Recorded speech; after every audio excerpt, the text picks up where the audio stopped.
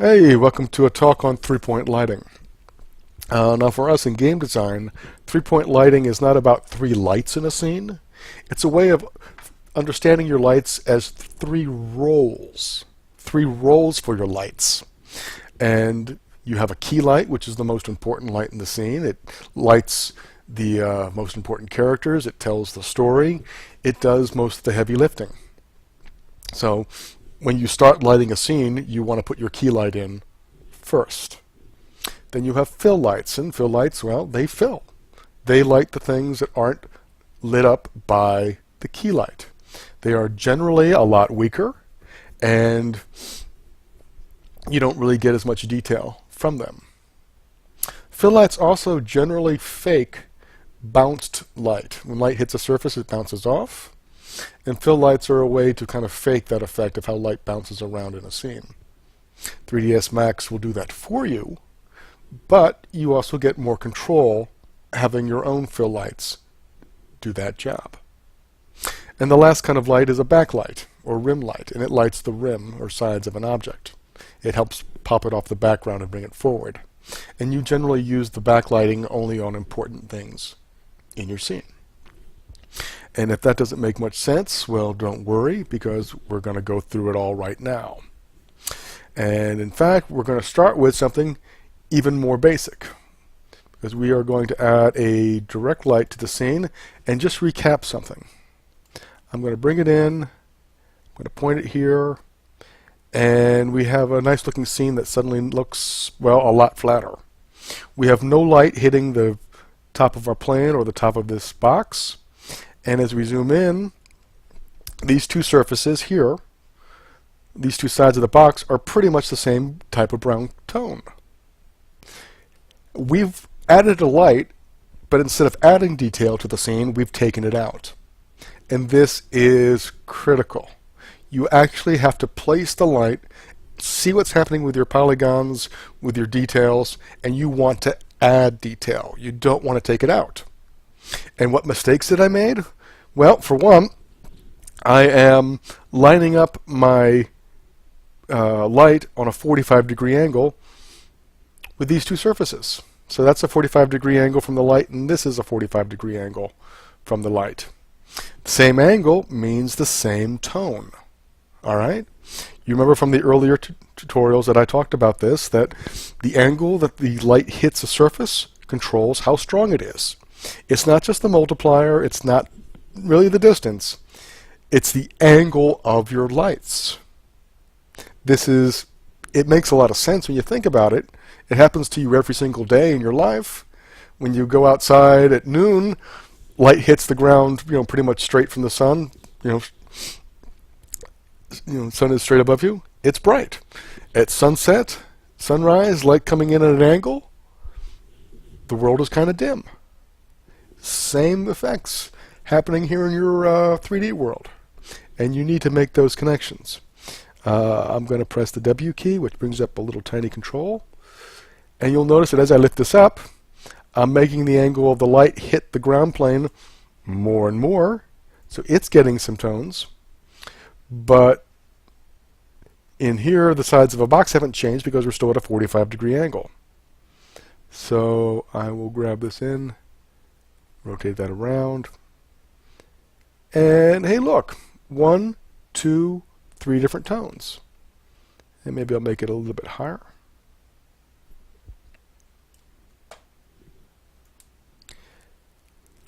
And now we have some detail on our box. That's what we want. Now the next point of conversation is this round thing that we've got, our egg. Well, let's talk about that, because as we're moving our camera around, these tones are staying the same, but we're getting more and more darkness or lightness on our object in relationship to our camera position and our light. And it's pretty obvious. If you line up the camera with the light, you're going to get the most light on the object. I mean, you're going to see that view where everything is mostly lit because, well, heck, you're parallel to the camera. When you go to the side, you obviously get more darkness. And that's kind of important because your key light does the heavy lifting, it does most of the work, but you also want it to leave a little bit of room for your fill lighting. You don't want to do all the work. You want to create detail. So we're going to want some darkness. And I'm going to just leave my camera here and give it a quick render. We have some. A little more to the side. Zoom in. Maybe I'll raise it up a little bit. And in fact, click the modifier tool. If I turn off targeting, it's now no longer a targeted light, and I can move it around without the target. Click it back on, and it becomes a targeted light again. So I've got some interesting darkness here. And I've also apparently got something left over from before. I've got show on. So I've got no decay, I've got no use here, but I had show it. So I'm sorry if that seemed confusing about what was going on with this. I am going to turn on decay. I'm going to turn on inverse square, which is a little bit stronger. And watch what happens. We have a little tiny fading effect there in the background.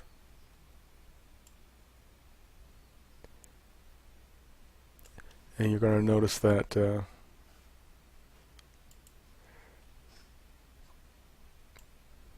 start of it actually matches up with where our start is, right? Kind of makes sense. Maybe I'll go back down a little bit. I also want to turn on shadows.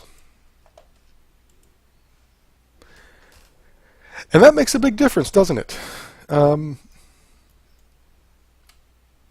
That shadow actually allows us to kind of root our character in the scene.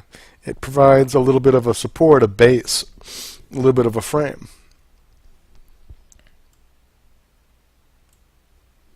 So that's our key light. We've got it set up. It's casting a shadow.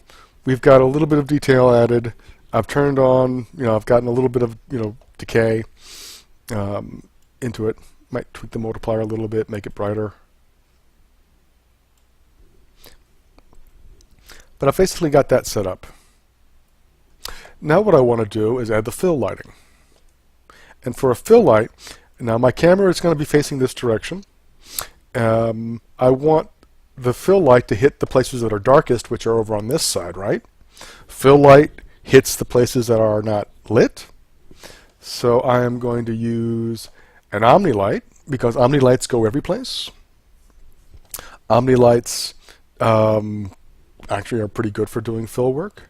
And I'm just going to plop one down over here on this other side. So I've got my camera facing in, and on the left I've got my fill, and on the right the key. They should be sort of both, in general you're going to get both a little bit forward of the object and on either side of the camera. It's just in general. So let's check those parameters. We've got our Omni. I do not want the fill light. Let's call it fill, by the way. Do that right. Go back and call this key.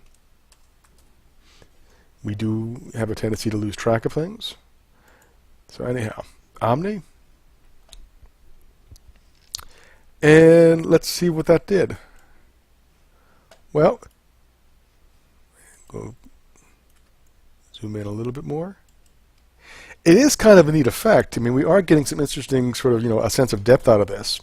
But which one is the key light? Which one is the most important? They kind of cancel each other out. They're both the same strength. So we want to weaken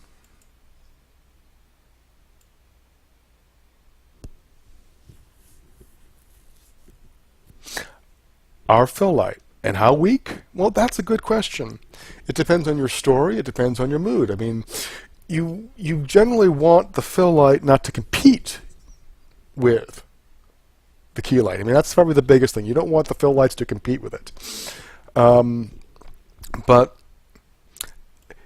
in terms of how dark, well, it depends on your mood and how much detail you want to add, how much contrast you want to have. The less strength this has, the more contrast you're going to leave on your character. Yeah, that's a little bit darker. It's not black like before, right? We don't want black, but we do want sort of a soft effect.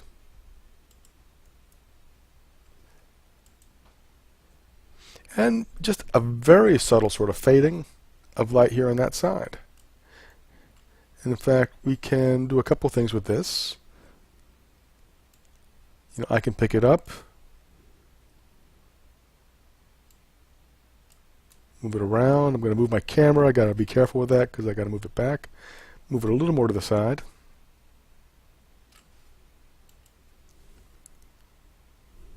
Not much of a difference.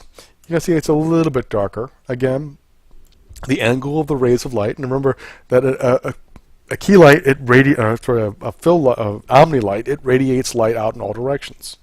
So whereas the direct light is all parallel, you can tell where it's going.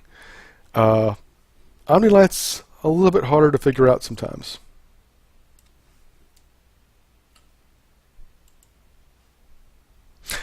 Now, we're not getting too much of an effect on the ground, and that's a good thing. You don't want your fill light really to necessarily affect the ground. It depends on what you got, because normally the key light will do that job.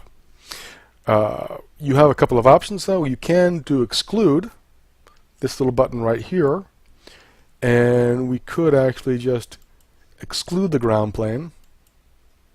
Bring it over here. We have the exclude side setting, and now that's not going to be hit. It's going to be more useful for the direct light. If you have trouble with your fill light doing more than you want, you can, again, exclude certain objects. I'll show you a real trick, though. Now, when light hits the ground, it bounces off. Bounce light, right?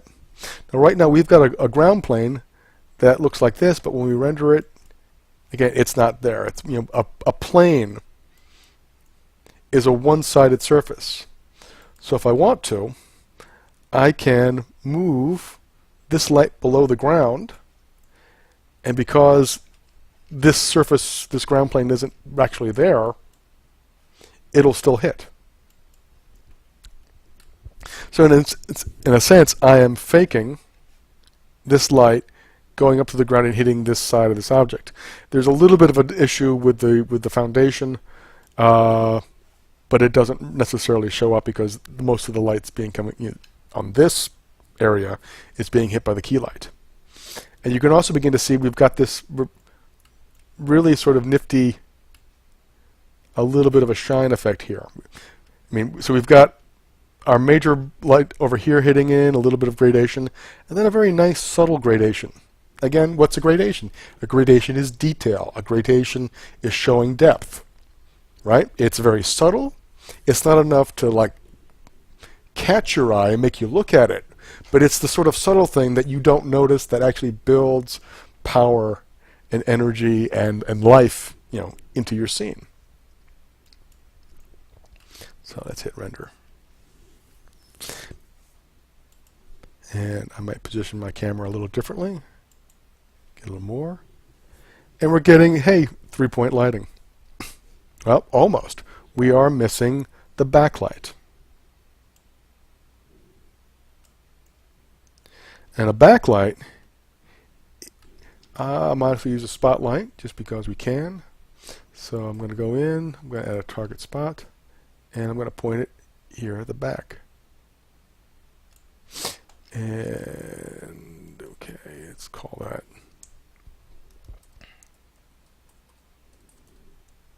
I'm going to turn it off for a second too, because I want to. Sometimes the backlight is hard to figure out. And if you have trouble placing it, just rotate around and get a sense of what your key light is doing.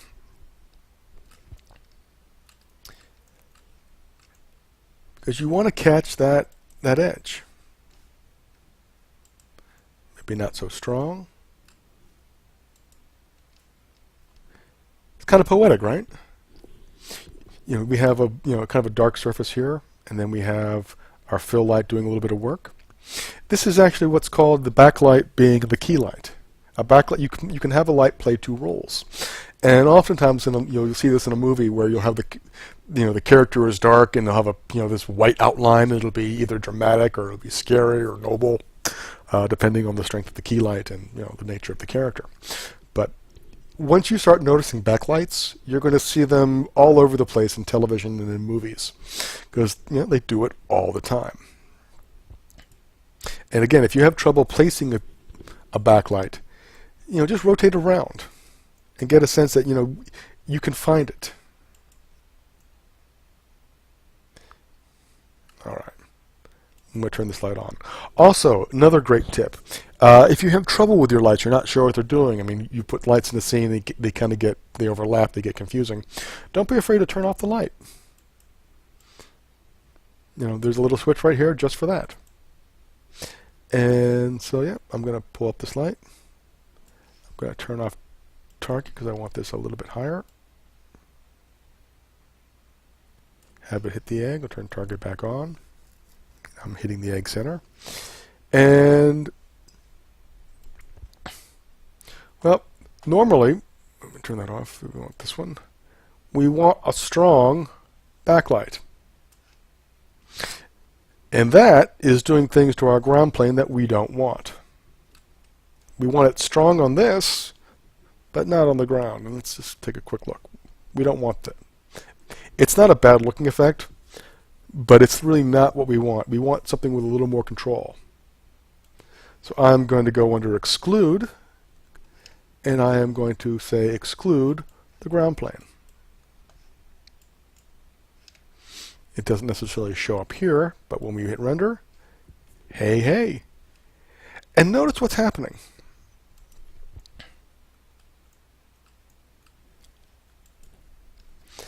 There's this little edge that pops off our character off the darkness. Oh, and also notice that we've got this little odd two-step sort of shadow with our platform.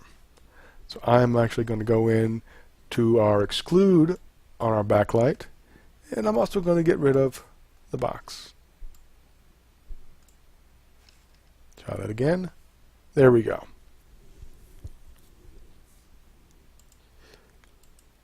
I might actually move this a little bit more, not much, a little more. Get that a little more subtle. And we have a pretty artful scene, don't you think? Very basic lighting, little gradation, nice little swoop right there. Now, my camera angle is actually facing this box, so we don't really get much value from that. We can try to turn it a little bit. Yeah, we lost the backlight. But we can bring it back if we want, or maybe go the other way a little bit. Yeah, we can tweak things. Again, you want to get your camera, you want to have an idea where your camera is going to be, of course. And even though we've got a 3-point scene now, don't feel locked into it. I mean, like I just did, I did move around a little bit. And now granted, if I go to this side, the backlight's going to become very bright. If you start doing more work with something, technically the backlight's going to be the one that moves. The backlight really is very situational. The backlight is going to be, for that camera angle, for that camera shot. As you begin to reuse your scenes, as you begin to move things around a little bit, you're probably going to want to keep the key light the same. You're probably going to want to keep the fill light the same, but you're definitely going to want and have to move this backlight around to get something that you want. So let's return to this view for a second. All right. Now I want to do one more thing, is talk about the materials, and this is going to be a little difficult. We've got our window here, and we've got our egg material. What happens when this goes dark? Now, I'm adding more saturation. That's not necessarily what we want. If you really saturate your colors, you end up having little cartoons, right? Very cartoon-like colors. So you rarely want full saturation. To make something darker, well, just look over here to the blackness. Blacker there. My light sucks out that gray. And hell.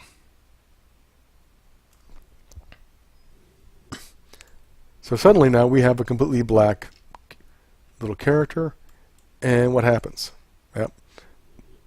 No light's hitting it, and there's no shadow, and this happens with your darker colors. I mean, this is extreme, but you know, if you have a dark roof, if you have a dark object, this is going to be a problem, because guess what? You're not getting any shading anymore.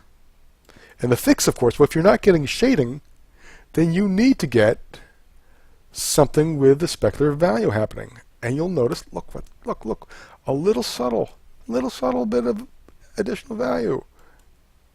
And suddenly, our black object has a little bit more of a shine to it. It didn't take much. Now, we change the gloss. We make it wider. And it gets to be, well, kind of flat. Now, that's actually not a bad thing. If you want something, if you want like a surface, like a roof, or you know, things to remain flat but maybe more sensitive to the light, you want to widen this little glossy arc. I mean, it's when you up the gloss that you get that bigger sense of shine, which can be kind of cool, but guess what? See what's happening? We're getting these sort of like little pits of light. We've gone from our nice soft 3-point lighting to, well, I can actually see 3 points of light on this object. And that's just the way the beast works. So be careful. And you know, you don't have to have big shine to have good control. All right? So 3-point lighting, 3 lights in a scene. No, it's 3 roles for your lights in a scene. It is a key light, which you want to get set up first, and it tells the story. It does most of the heavy lifting, but it doesn't do everything, and you want to leave room for it. You want to leave room for your fill light. And your fill light should be almost always on the opposite side of the key light. It, you know, if the key light is high, then fill light should be low. You know, this is going to vary from scene to scene as what your needs are, but in general, you know, the fill light just is a very weak light that hits things that just naturally aren't being hit by the other lights, especially the key light. And the backlight is actually the rim light. It hits the rim or the side of your object. And we actually don't have anything hitting the ground plane right now. Lastly, and I just want to make sure I double check with you guys that you get this, I'm going to actually weaken this a lot, because I'm going to turn this backlight just for the moment into more of a fill light. Go around, and what was our key light, again, can act like a backlight. Make that a little bit more, or a little less, and get a little more of an angle.